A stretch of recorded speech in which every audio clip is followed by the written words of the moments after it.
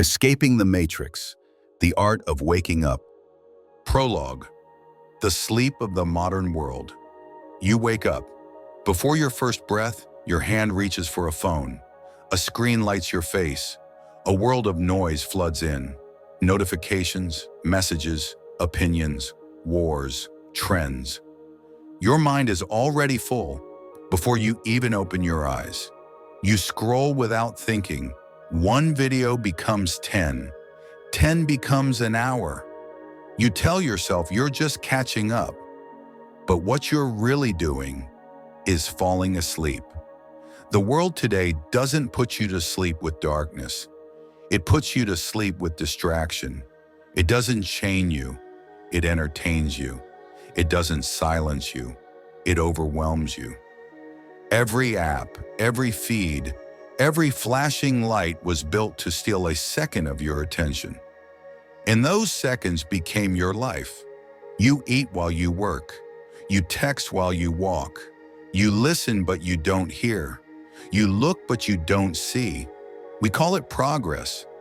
But most of us are living on autopilot, doing more, feeling less. Always connected, never present. Always informed, rarely wise. You used to dream with your eyes closed.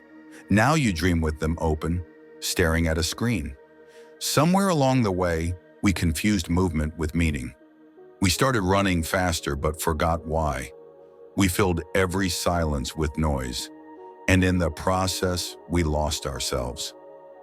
They call this freedom, but freedom without awareness is just another prison, a cage with invisible bars, built out of habits, fears, and endless stimulation. We buy things we don't need to impress people we don't know, while the things that matter, our health, our peace, our relationships, slowly fade in the background.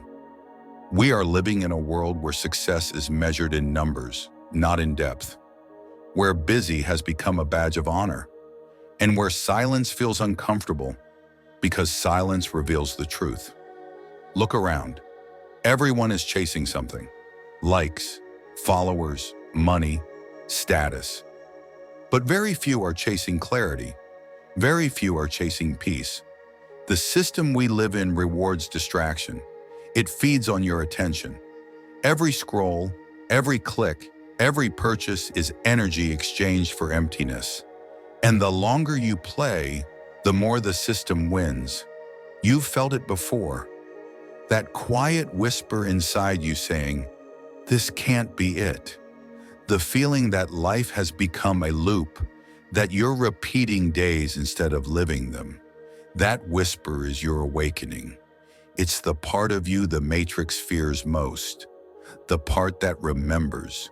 Because waking up doesn't mean leaving society. It means seeing it for what it is. It means understanding the game without letting the game own you.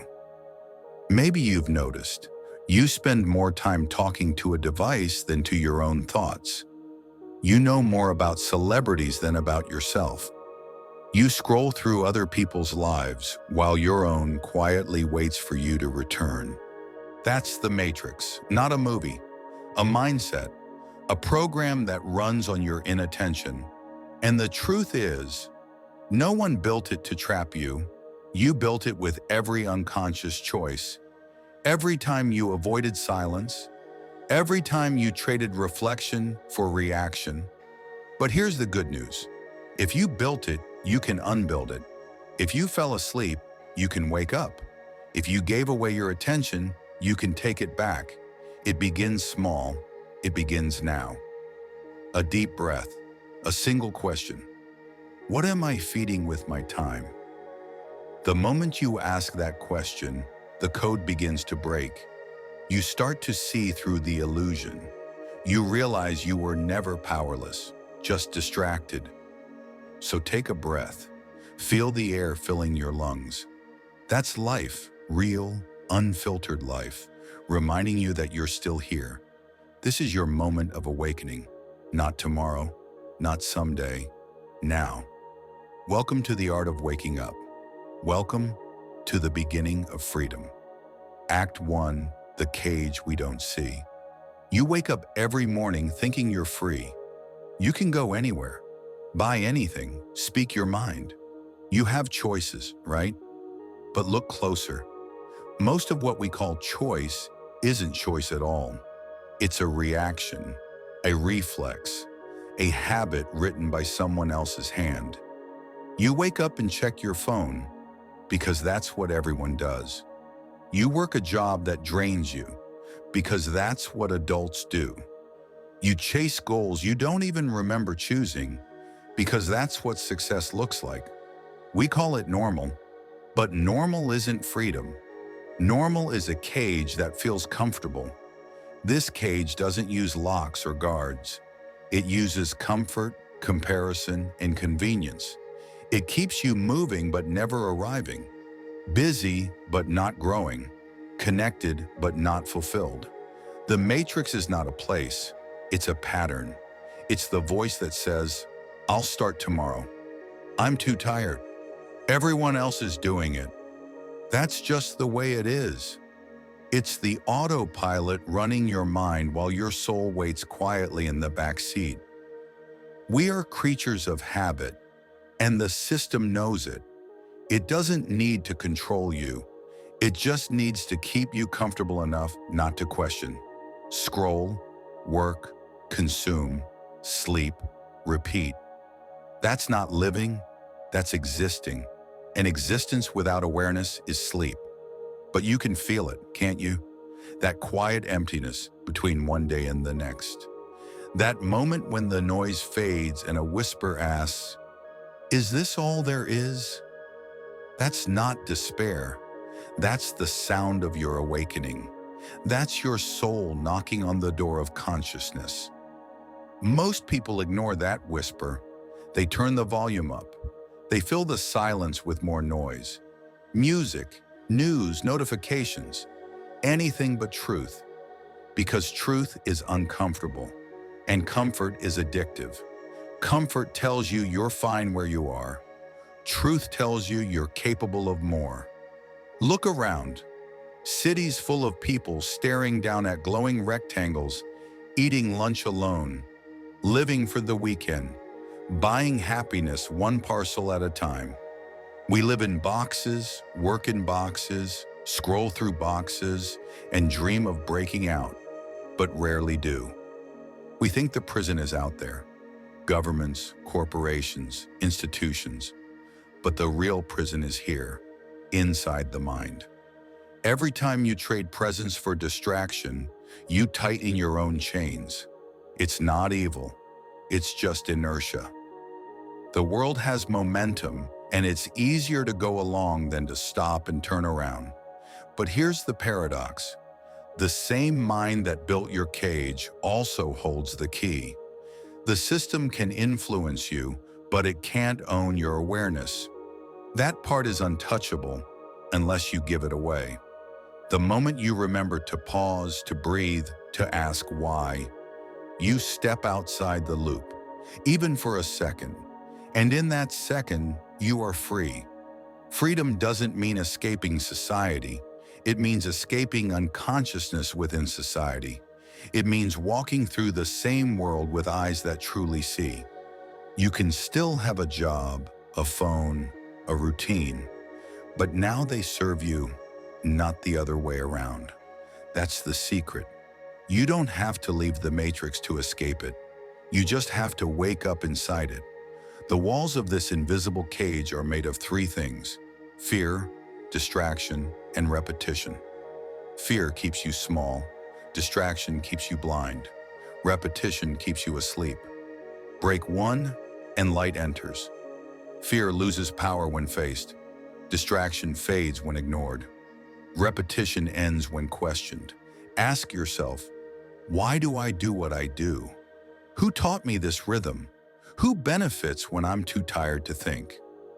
Every honest question weakens the cage. Every moment of awareness widens the crack. Until one day you don't just see the bars, you step through them. And that's when something extraordinary happens. The world doesn't change, but you do. You stop being a product of your environment and start being a participant in your evolution. You become the architect of your mind, not its prisoner. That's the first awakening, the realization that the cage was never real. It was a story you accepted, a program you forgot to update. Once you see it, you can't unsee it. And once you know, you can never go back to sleep. This is where the real journey begins, not outside of the matrix, but beyond it, where awareness becomes your weapon and curiosity becomes your compass. You have recognized the cage. Now it's time to understand who built it and why. Welcome to Act 2, the architecture of control. You can feel it, something beneath the surface, a rhythm that keeps the world spinning, but not in your favor. It's not one villain in the shadows. It's a network of habits, incentives, and designs built to capture your attention and direct your energy. The system doesn't need chains. It just needs you distracted. Let's pull back the curtain. Let's see how this machine really works. 1. The economy of survival. From the moment we're born, we are taught to chase money, to study for a job, to work for a wage, to buy, to owe, to repeat. Money is not evil, but the way it's used, that's the trap. You work 40 hours a week, maybe more. You pay bills, taxes, debts, subscriptions, and at the end of the month, you have just enough to start again. They call it the grind, but it's really a treadmill. Motion without movement. The economy thrives on your exhaustion because tired people don't question, they consume. The more you spend, the deeper you sink. The deeper you sink, the more you depend. And dependency is the quietest form of control. We think we own things, but often things own us. The car, the mortgage, the endless desire for more. They whisper, work harder. Don't stop. And so the cycle continues. Freedom doesn't come from earning more. It comes from needing less. That's the first crack in the system. 2. The media of fear. Now look at what fills your mind. The news, the headlines, the noise. Every scroll, every feed, every headline has one goal: keep you watching. Because in the attention economy, fear is currency. Good news doesn't sell, calm doesn't click, peace doesn't trend. But crisis spreads. They show you conflict, division, scandal, and outrage, until your nervous system starts living in survival mode. When you're scared, you're easy to steer. When you're divided, you're easy to rule. And when you're tired, you don't look for truth, you look for escape. That's how entertainment steps in. Another arm of control, softer, sweeter. It tells you, don't think, relax, escape for a while. But an hour becomes 3. A show becomes a season. And before you know it, your dreams belong to someone else's story. You're not being manipulated by evil. You're being seduced by convenience. The system doesn't want to control your body. It wants your mind, because your mind drives the machine. 3. The technology of addiction. In your pocket lies the most powerful drug ever invented. A screen, always on, always calling your name. Each ping, each vibration, each red notification bubble is a microdose of dopamine. A hit of validation, a spark of, I exist. You check your phone not because you want to, but because the machine has learned you. It knows your rhythm, your mood, your weak moments.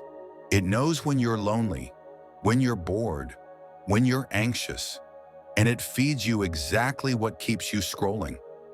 The irony, we call them smartphones, but the more they know, the less we think. They were meant to serve us. Now we serve them. Every second online builds a digital version of you. a reflection that advertisers use to sell you the next dream. You're not the customer, you're the product, and your attention is the price. But you can unplug, you can reclaim your focus, because the same device that traps you can also set you free. It's not the tool that's dangerous, it's the dependence. Every time you look up from your screen and return to the present, the code weakens. Every moment you choose silence over noise, you take your power back. 4. The education of obedience. The system begins early, long before you understand what freedom means. School teaches you facts, but it also teaches you fear. Fear of being wrong, fear of standing out, fear of failure. It rewards memorization, not imagination. Compliance, not curiosity. You learn to sit still, raise your hand, ask for permission to think, and when you leave school, you keep doing it. You wait for instructions, you follow the rules, you stop asking why.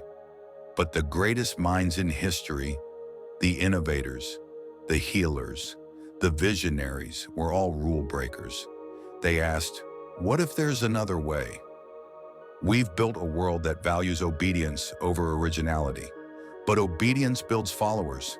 Kaizen builds thinkers. The moment you start learning again, truly learning, not memorizing, the system loses a customer and gains a creator. 5. The illusion of freedom. The architecture of control doesn't need bars. It just needs participation. Work, spend, watch, scroll, sleep, repeat. That's the rhythm of modern life. And the system thrives on rhythm. It doesn't care who you vote for, what you believe, or which side you choose. As long as you keep playing. That's the secret. The Matrix doesn't fight you, it feeds on you. Every fear, every argument, every scroll of outrage is energy poured into its circuits. But awareness is a power outage. When you stop feeding it, it fades. When you choose stillness, the noise loses value. When you create, consume less, and connect more, you start rewriting the code. The system is complex, but the solution is simple. Awareness breaks patterns. Presence breaks control. You've seen the cage. You've seen the architecture. Now it's time to see what it has done to us and what it has taken from us. Welcome to Act 3, the human divide. We've seen the cage. We've seen the architecture. Now let's see what it has done to us. Look around. Cities full of people, yet everyone walks with headphones in, eyes down, minds elsewhere. We live closer than ever but feel further apart. We call it connection, but it's mostly contact. We exchange words, not presence. We collect followers, not friends. Burnout has become a badge of honor. Exhaustion has become proof of worth. And silence feels wrong, because silence might show us what's missing. We are the most stimulated generation in history, and yet the most numb, the most informed, and yet the least wise. We confuse motion with meaning and noise with life. People run faster every year, chasing deadlines, dreams, distractions. But no one asks why. The Matrix doesn't have to chain you. It just has to keep you running. On fear, on envy, on the feeling of never being enough. You scroll through success stories and secretly feel smaller. You see other people's highlights and forget that everyone bleeds. Comparison kills gratitude, and without gratitude, joy starves. The system wins when you compete instead of connect, when you see others as rivals instead of reflections. It keeps us divided, rich against poor, left against right, man against woman, nation against nation. Different flags, same fear. They tell you unity is naive, that we are too different. But division is the oldest trick in the book. Keep them angry. keep them scrolling, keep them afraid. Because people who fear each other never realize they share the same cage. But there's another truth, a quieter one. Underneath the noise, we still feel each other. You know that moment when someone smiles at you on the street and something inside warms? That's it. That's the human code trying to reboot. You can feel it in laughter, in music, in a shared meal, in helping a stranger. For a brief second, the matrix loses signal and life floods back in. The great illusion is that we're separate, but separation is just the symptom. Disconnection is the disease, and the cure is remembering. Remember that the person you judge carries pain too, that the stranger online is a mirror, not an enemy, that the world doesn't heal by one side winning. It heals when both sides listen. We don't need more opinions. We need more compassion. We don't need more content. We need more contact. We don't need another revolution. We need a reunion. The matrix thrives on loneliness because lonely people buy more, scroll more, work more, obey more. Connection is rebellion. Kindness is disruption. Presence is resistance. You want to hurt the system? Look someone in the eye and mean it. Ask how they're doing and actually wait for the answer. Be slow in a world that races. Be soft in a world that shouts. Be real in a world that edits itself. You are not broken for feeling tired. You are not weak for craving peace. You are human, and humanity is your superpower. The matrix fears love because love cannot be controlled. It doesn't fit an algorithm. It can't be sold, measured, or monetized. It spreads quietly, heart to heart, like light through cracks in the code. That's how we begin to heal, not by fighting the darkness, but by lighting each other up. So breathe, slow down, look around. You're not alone. You never were. The next act is not about blame, it's about action. Real steps, small steps, Kaizen steps. Because once you've felt the truth of disconnection, the only thing left to do is reconnect with yourself, with life, with purpose. Welcome to Act 4, The Way Out. Awareness is the beginning, but awareness without action is just another dream. You've seen the cage. You've seen the architecture. You've felt the separation. Now it's time to move, not with anger, not with fear, but with intention. You don't need to burn the system down.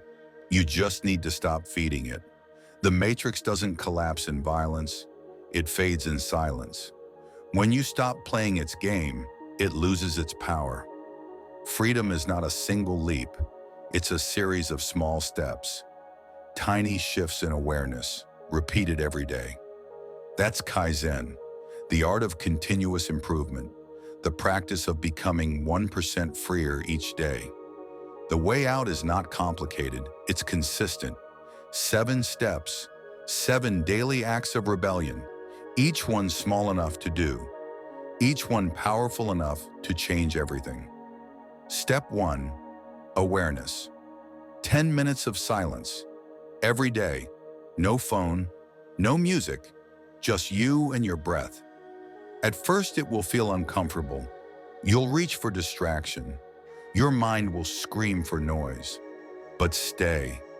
Listen to the silence. Because in that silence, you'll meet yourself again. Awareness is the seed of every transformation. It's where the autopilot ends and choice begins. When you sit in stillness, you step outside the matrix. Even if only for a minute, that's all it takes to start.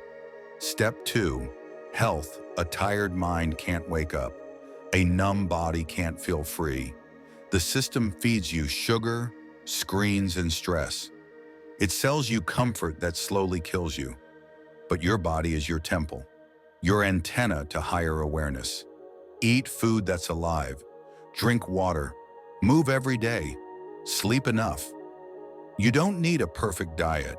You need connection to nature, to sunlight, to rhythm. Walk instead of scroll. Cook instead of order. Stretch instead of sit. Your body is not decoration, it's communication. When you care for it, your mind listens, your awareness sharpens. You remember what aliveness feels like. Step 3, focus. Focus is the new freedom. The world is fighting for your attention, so protect it like treasure. Do one thing at a time. When you eat, just eat. When you speak, just speak. When you listen, just listen. Multitasking is a myth. The human brain was not built for constant switching. Every distraction divides your energy.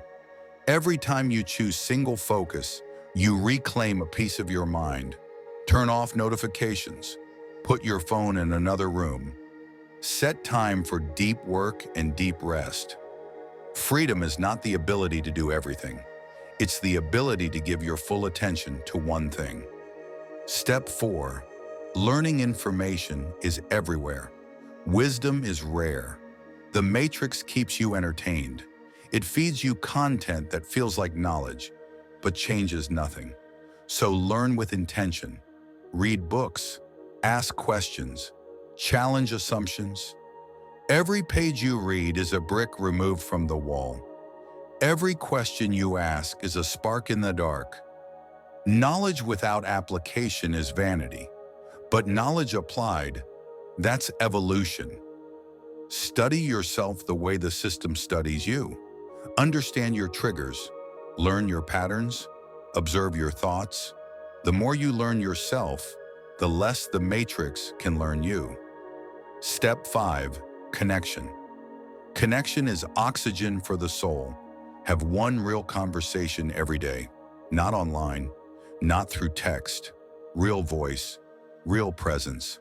Look someone in the eyes. Listen without waiting to reply. Feel the silence between words.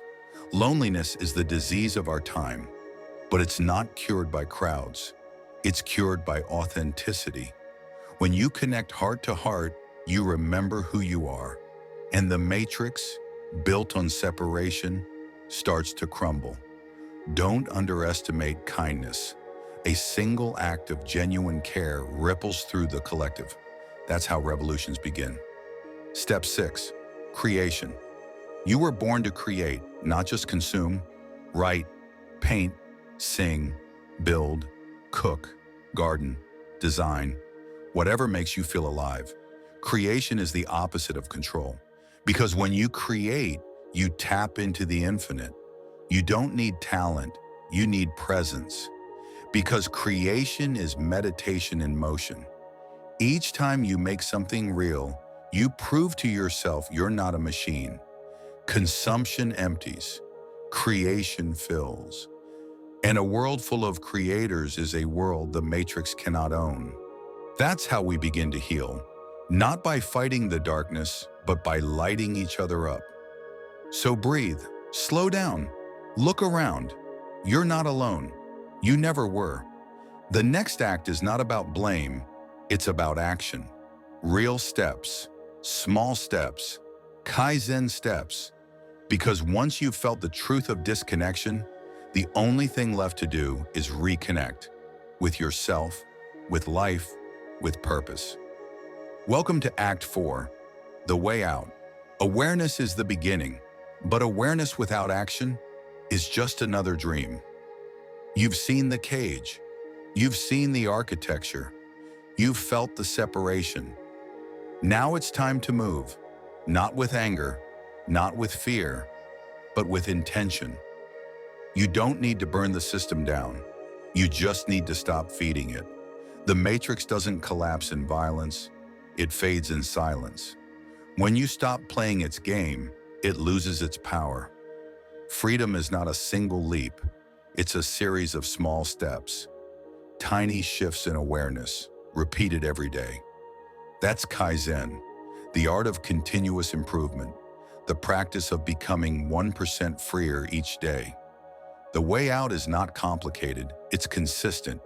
7 steps, 7 daily acts of rebellion, each one small enough to do, each one powerful enough to change everything. Step 1. Awareness. 10 minutes of silence. Every day. No phone, no music, just you and your breath. At first it will feel uncomfortable. You'll reach for distraction. Your mind will scream for noise. But stay. Listen to the silence. Because in that silence, you'll meet yourself again. Awareness is the seed of every transformation. It's where the autopilot ends and choice begins. When you sit in stillness, you step outside the matrix. Even if only for a minute, that's all it takes to start. Step 2. Health. A tired mind can't wake up. A numb body can't feel free. The system feeds you sugar, screens, and stress.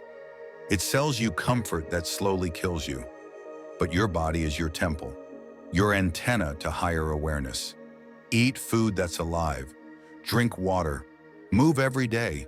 Sleep enough. You don't need a perfect diet. You need connection to nature, to sunlight, to rhythm. Walk instead of scroll. Cook instead of order. Stretch instead of sit. Your body is not decoration, it's communication. When you care for it, your mind listens, your awareness sharpens. You remember what aliveness feels like. Step 3. Focus. Focus is the new freedom. The world is fighting for your attention, so protect it like treasure. Do one thing at a time. When you eat, just eat. When you speak, just speak. When you listen, just listen. Multitasking is a myth. The human brain was not built for constant switching. Every distraction divides your energy. Every time you choose single focus, you reclaim a piece of your mind. Turn off notifications. Put your phone in another room. Set time for deep work and deep rest. Freedom is not the ability to do everything. It's the ability to give your full attention to one thing. Step 4. Learning information is everywhere. Wisdom is rare. The matrix keeps you entertained. It feeds you content that feels like knowledge, but changes nothing. So learn with intention. Read books. Ask questions. Challenge assumptions. Every page you read is a brick removed from the wall. Every question you ask is a spark in the dark. Knowledge without application is vanity, but knowledge applied, that's evolution. Study yourself the way the system studies you. Understand your triggers, learn your patterns, observe your thoughts.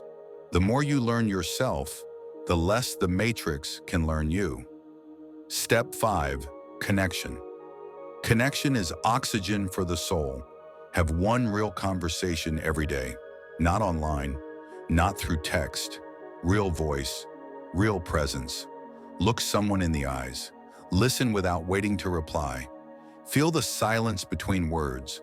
Loneliness is the disease of our time, but it's not cured by crowds. It's cured by authenticity. When you connect heart to heart, you remember who you are. And the matrix, built on separation, starts to crumble. Don't underestimate kindness. A single act of genuine care ripples through the collective. That's how revolutions begin. Step 6. Creation. You were born to create, not just consume.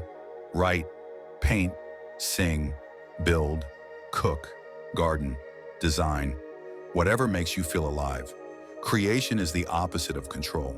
Because when you create, you tap into the infinite. You don't need talent, you need presence. Because creation is meditation in motion. Each time you make something real, you prove to yourself you're not a machine. Consumption empties, creation fills. And a world full of creators is a world the matrix cannot own. But awareness changes the physics of the mind. When you notice a thought, you step outside it. When you breathe with it, you stop feeding it. When you choose differently, you rewrite its script. This is conscious creation, not magical thinking, intentional thinking. You speak what you seek until your body believes you. You act until your reality matches your intention. Say it with me. I am not my fear. I am not my past. I am the author of my attention. I am the steward of my energy. I am the keeper of my word. Words are seeds. Plant them with care. Every I am is a root system growing in your nervous system. Say I am tired all day and exhaustion arrives on schedule. Say I am learning. I am healing. I am strong. And watch your posture change. Intention without attention is daydreaming. Intention with attention is transformation. Now karma, not punishment, pattern, cause and effect running through your choices. What you repeat, you reinforce. What you reinforce, you become. What you become, you meet again. If you want a different future, change the energy you invest in the present. Break one tiny habit today, and you break a branch of tomorrow's tree. Karma dissolves under responsibility. When you own your part, you're no longer a victim of the loop. You become the editor. 3 practices to live this truth. 1. Watch the mind. Don't worship it. When a thought arrives, name it gently. Worry, comparison, old story. Then ask, is this mine or was it given to me? Keep what's true. Release what isn't. 2. Speak only what you want to grow. If it isn't true, kind, or necessary, let it pass like weather. Use your voice to bless, not bruise. Your words set the atmosphere you have to breathe. 3. Align action with intention daily. 5 minutes of the thing that matters. Journal 1 page. Walk 10 minutes. Call 1 person. Tiny, honest action is karma in your hands. Remember, you are not trying to control life. You are learning to cooperate with it. You are listening for the current beneath the surface and choosing to swim with truth, not against it. Conscious creation isn't ego. It's alignment. It's the humble practice of becoming the person your soul trusts with power. And when many of us take responsibility for our inner weather, a new climate appears in the world. The storm calms, the air clears, the horizon opens. We are almost there. Let's step gently into the dawn. Epilogue. A new world within morning. Windows open. Bird song where sirens used to be. A kettle humming. A page turning. A heartbeat you can finally hear. Nothing outside changed overnight, but you did. And that is how the world changes. From the inside out. You still have a phone. You still have a job. You still have routines. Only now you live them consciously. They no longer live you. You choose silence before the feed, water before coffee, a walk before a worry. You look people in the eyes. You say thank you to the ordinary. You build the future in centimeters, not in headlines. And you aren't alone. Across the city, across the globe, others are doing the same. Quietly, faithfully. No applause needed. They're repairing their sleep, repairing their attention, repairing their families, repairing their streets. And the matrix, so loud for so long, doesn't know what to do with people who no longer feed it. This is the new world within, a world of presence over performance, purpose over panic, practice over perfection. It's not a place you find, it's a person you become. A person who can walk through noise without becoming it, who can carry truth without weaponizing it, who can choose love without permission. If you ever forget, come back to the small things. 1 breath, 1 glass of water, 1 page, 1 kind message, 1 quiet meal with both hands on the moment. The matrix was never a prison you had to storm. It was a sleep you had to end. And you did. You woke up. Now teach with your life, not by arguing, by embodying. Show your street what peace looks like. Show your children what patience feels like. Show your friends what honesty sounds like. Show your enemies what dignity offers. One day someone will say, I don't know why, but when I'm around you, I feel like I can breathe again. That is the sign. That is the signal. Your presence has become the lesson. And if the world forgets again, as it does, as it will, we will remember together. Because together we learn, together we grow, and together we awaken, fade to quiet, fade to breath, fade to light,